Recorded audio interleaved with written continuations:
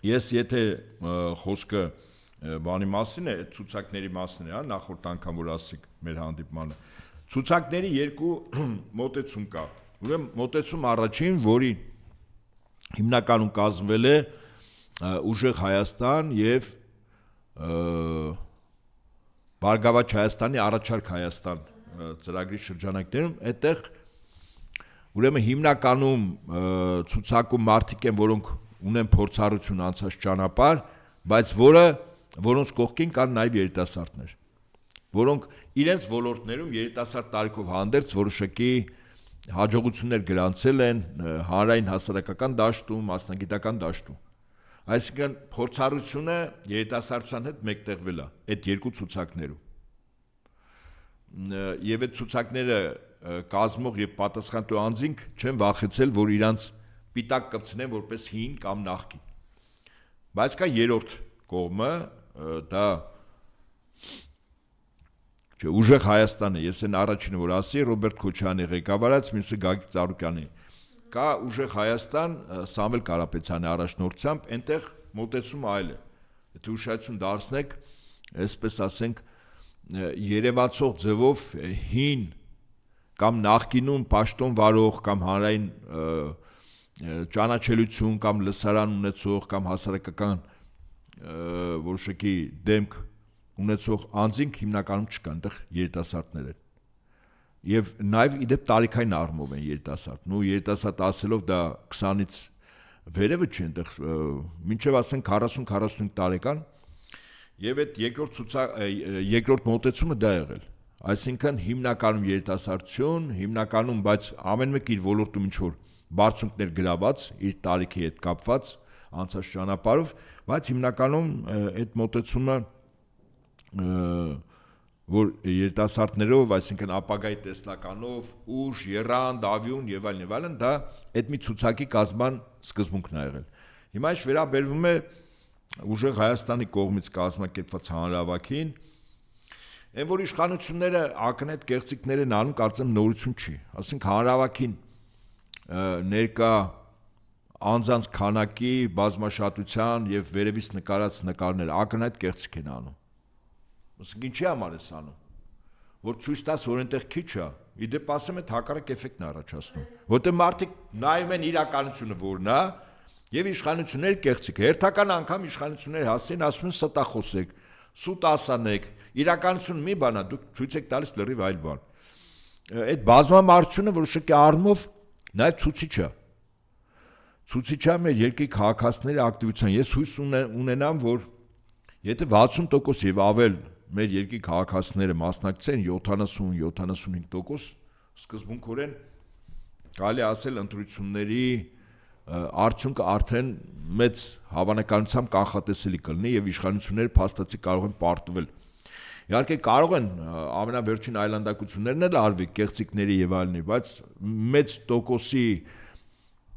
մասնակցությունը մեր երկրի քաղաքացիների ինքնին կարող է դառնալ ոչ միայն այդ ընտրությունների արդյունքը որոշող, այլև պատմական առումով, որտեղ հունիսի 7-ը մեր ժողովրդի, մեր պետականության լինելության հարցն է դրված։ Ուր են գնում։ Եթե ավելի առարկական ասեմ, կարող են ինձ լսողների մի մասը, ասենք, կամ չլսողներ չհամաձայնվել։ Ընտրությունը շատ պարզ է։ Կամ Հայաստանը դառնում է թուրք-ադրբեջանական տանդեմի կողմից կառավարվող տարածք, հայաթափվելու 100% երաշխավորված որոշումը, որ ժամանակի խնդիր է, կամ Հայաստանը մնում է Եվրասիական տնտեսական միության եւ Ռուսաստանի դաշնակցային հարաբերությունը, որտեղ երաշխավորված կերպով մենք այստեղ ապրելու ենք, ֆիզիկապես մեր անվտանգությունը ճիշտ քաղաքականության դեպքում 100% երաշխավորված է լինելու եւ մեր ժողովուրդը ապագա ունենալու է։ Ես նորից եմ կրկնում, մի քանի 100 տարի Օսմանյան կայսրություն մեր պատմական հայրենիքում ապրող հայերի վերջնարդյունքը եղավ ցեղասպանությունը։ Մնացածը հեքիաթների դաշտից է։ 1813 Գյուլիստանի պայմանագիր, 1828 թիվ Թուրքմենչայի պայմանագիր։ Թուրքմենչայով Երևանի եւ Նախճիվանի խանությունները ռուսական կայսրության անցան։ Այդ ժամանակ այս տարածքում որքան հայեր ապրում։ Այն որ Ալիևը ասում է այդ տարածքը իմն է եղել, ինքը հենց այդ տարեթվերը եւ դրանից առաջ է վերցնում։ Սկզբունքորեն նախ էստեղից հայերը ինչպես ասում են, արտագաղթել են ոչ կամովին։ Մեր հարևան մի երկրի ուղղությամբ։ Եվ այստեղ հայերը արդեն որպես էթնիկ խումբ, որպես հայկական մարզ, հետո որպես Հայաստանի առաջին հանրապետություն, հետո խորհրդային Հայաստան եւ ներկայիս Հայաստան, այդ բոլորը եղավ այն ժամանակ եւ մենք այստեղ որպես կանք ժառանգները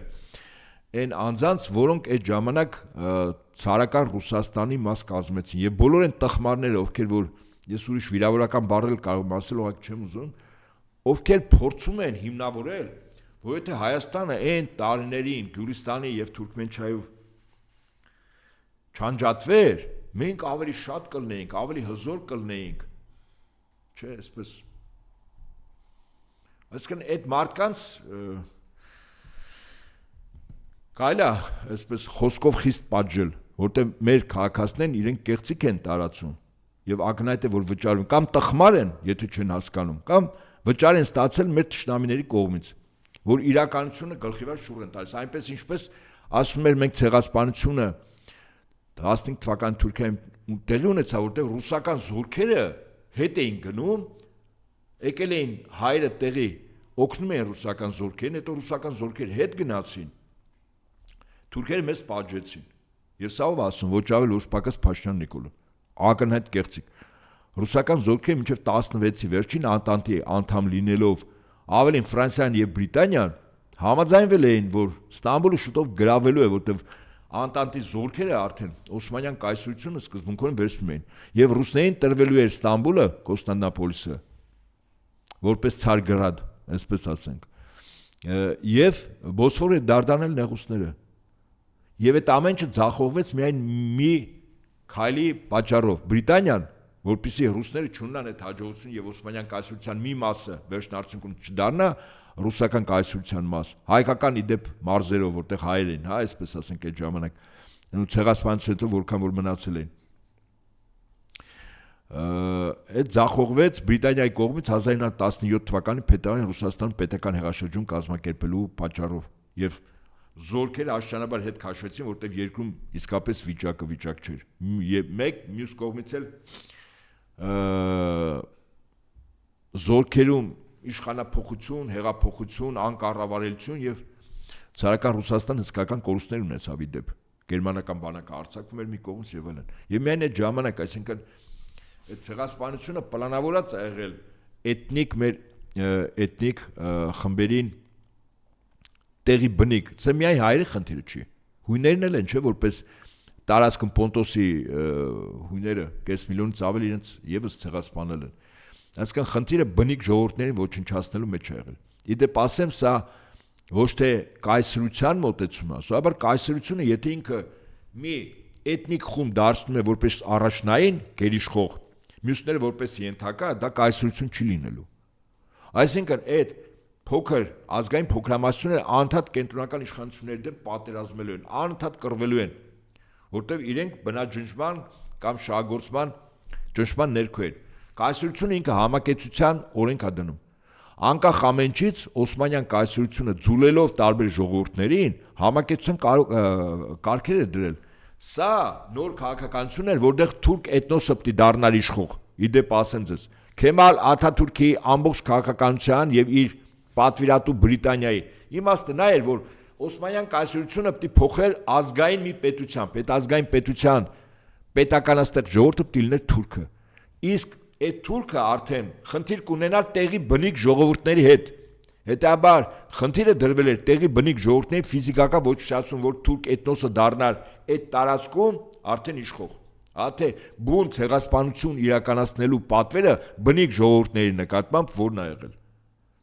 Եվ այդ քաղաքականությունը իդեպ շարունակվում է առայժմ Թուրքիայի կողմից։ Այսքանը։